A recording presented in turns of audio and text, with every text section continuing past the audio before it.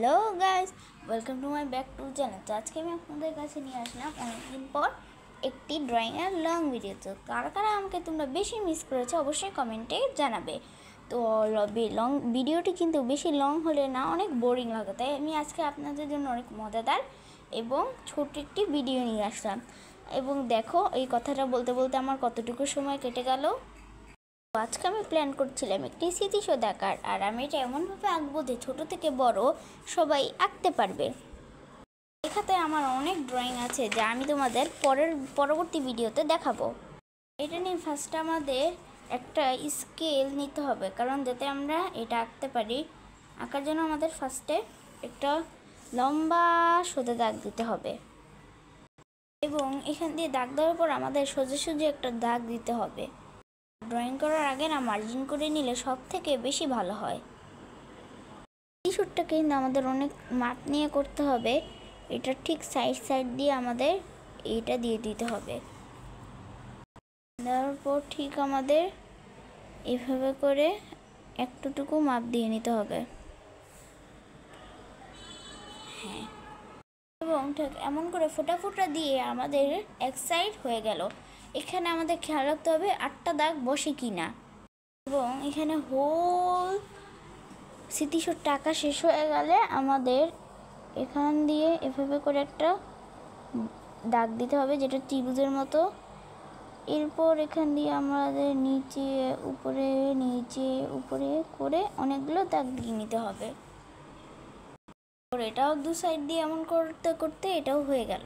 এখানে একটা সমান সমান দিয়ে নেওয়ার পর আমাদের এখান দিয়ে মাঝখানের যে দাগটা ওটা সমান অনেক বড় করে একটা দিতে হবে, ত্রিভুজের মতোই, কিন্তু ত্রিভুজ না।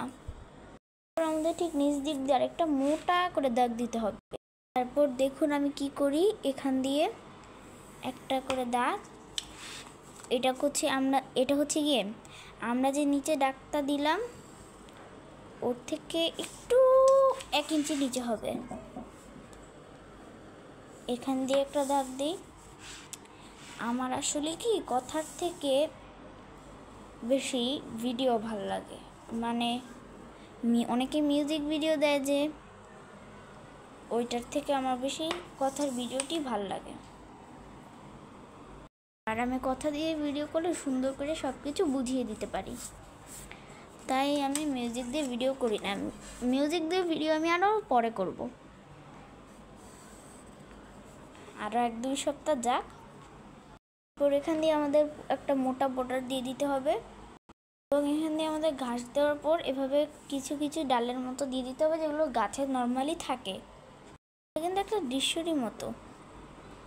আমরা ঠিক এখান দিয়ে একটা পতাকা এঁকে দিব এবং আমাদের ড্রয়িং শেষ। এবার আমরা সাইন পেনের পার্টে যাব। আপনারা কিন্তু সাইন পেনের ক্ষেত্রে এর থেকেও ভালো সাইন পেন ইউজ করতে পারবেন। আমার কাছে ছিল, কিন্তু ওটা না শেষ হয়ে গিয়েছে, আর কেনার সুযোগ হয়নি, এর জন্য এটা ইউজ করতে হচ্ছে। এবং আমাদের যত দ্রুত সম্ভব সাইন পেনটা শেষ করতে হবে করাটা। এই যে এটা স্কেল দিয়ে করলে কিন্তু বেশি সুন্দর হবে। এই যে এরপর এটার উপরে আমাদের একটা ওভাল দিয়ে একটা দড়ি কাপড় দিয়ে যে বাঁধে পতাকাটা, ওটা দিয়ে দিতে হবে। এটার গোল, তারপর এই পতাকাটা আপনারা চাইলে এটাতে সোজা দাগ দিয়ে এরপর পতাকাটাও করতে পারবেন। এই যে আপনারা চাইলে এখানটায় একটা পাথরের মতো দিতে পারবেন, মানে যেখানে পতাকাটা দাঁড়িয়ে থাকে। আপনারা চাইলে এটা আরও খাটো দিতে পারবেন, কিন্তু উঁচু দিলে এটা জিনিসটা দেখতে সুন্দর লাগে বেশি। তো আমার সাইন পেন করা কমপ্লিট। তো তোমরা জানো, আমি যদি আবার কোনো লং ভিডিও ছাড়ি তাহলে ওটা হ্যাপি বার্থডে কালার পেপারের একটি সুন্দর কাগজ দিয়ে একটু কিছু বানিয়ে ছাড়বো আমি। ওটা বিশেষ করে আমার ফ্রেন্ডের বার্থডের জন্য আমি কালার পেপার দিয়ে কিছু একটা বানাবো, এবং এটা কিন্তু সম্পূর্ণ আমার নিজের বুদ্ধিতে বানাবো। তোমরা কারা কারা এক্সাইটেড থাকবে এটাও আমাকে জানিও। আচ্ছা, এবার আমাদের স্মৃতিসৌধটা কালার করার পালা। আমরা সাইড বর্ডারটাতে গাঢ় কালার করব, কিন্তু অথচ মাঝখানে হালকা কালার করব। এটা আপনারা পেন্সিল দিয়েও করতে পারবেন, আমি অ্যাশ কালার ব্যবহার করেছি যাতে বেশি ভালো লাগে দেখতে। আমি ভাবলাম চলো আমিও একটু বসে নিই, অনেকক্ষণ দূরে দাঁড়িয়েছিলাম। তারপর এটাতে ভালো করে আমাদের ড্রয়িং করে নিতে হবে।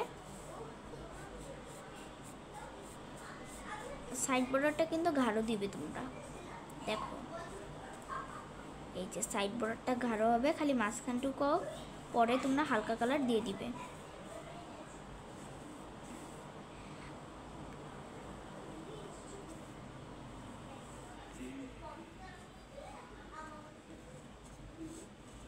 কয়দিন যাবত আমার আইডিতে না সাবস্ক্রাইব হচ্ছে না, তোমরা প্লিজ একটু সাবস্ক্রাইব করে দিও। স্মৃতিসৌধের কালারটা কিন্তু একদম এরকমই হবে। তো এবার আমরা গাছটা কালার করবো। এটা গাছ না, সরি ঘাস, ভুলে গাছ বলে ফেলেছি। আচ্ছা যাই হোক, এখানে নিচে আমাদের এই কালার গাঢ় সবুজ কালারটা করতে হবে, আর উপরে এই টিয়া কালারটা করতে হবে।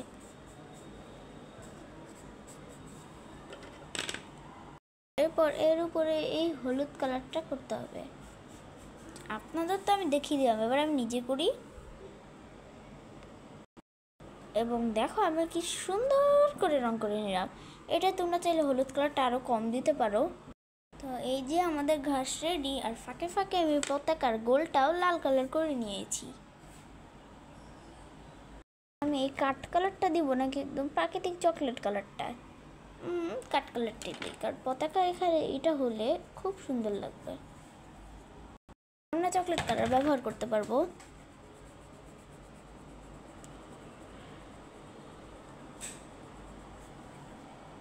এবং এখানে আমি এটার পতাকা আর ডান্ডি দুটোই কালার করে নিয়েছি। আমাদের এই জায়গাটায় এই কালারটা লাগবে, তাই আমি এটা শার্প করে নিচ্ছি। এখানে আমাদের আকাশটা জুমিন দেওয়া শেষ, আর জুমিন দেওয়ার সময় আমাদের একটু ব্রাউন কালার দিয়েও দাগ টানতে হবে। দেখি আপনাদের আমি হালকা হালকা কিন্তু ব্রাউন কালার আছে। তারপর এখান দিয়ে আমাদের হালকা মাটি কালার করতে হবে,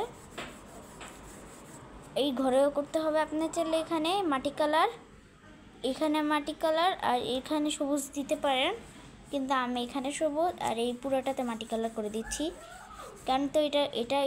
কারণ তো এটার উপরেই তো একটা বর্ডারে আসে জমিনটা।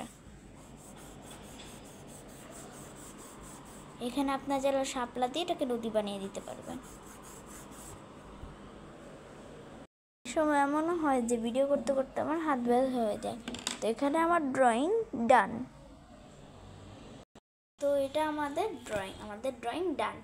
আগেরবার আমরা করেছিলাম এইভাবে ড্রয়িং করেছিলাম, এটা ল্যামিনেটিং করেছি আমি। তো বলবেন কোনটা বেশি সুন্দর হয়েছে। গাইস আপনারা কোনটা বেশি সুন্দর হয়েছে অবশ্যই কমেন্টে জানাবেন। তো বাই।